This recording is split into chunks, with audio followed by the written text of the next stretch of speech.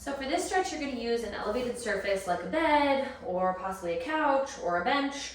And we're aiming to feel the stretch kind of in our hip, in our glute right here. So we're going to set up by bringing one leg up onto the table, okay, standing nice and tall. So we don't want to force this knee down to the table necessarily if it's uncomfortable, okay? You can kind of bend down to get closer to the table to get that thigh, but if that knee is still popped up here, don't force it if you're feeling pressure through that knee. The goal is to move through the hips. So we want to feel like we're hinging at the pelvis into this stretch. So once I have my setup here, I'm a little taller, so I'm going to drop down.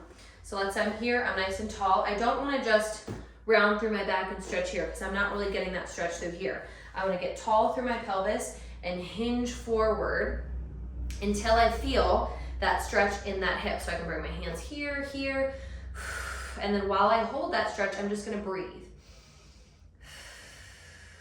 to allow my body to settle into it, to feel a release of tension.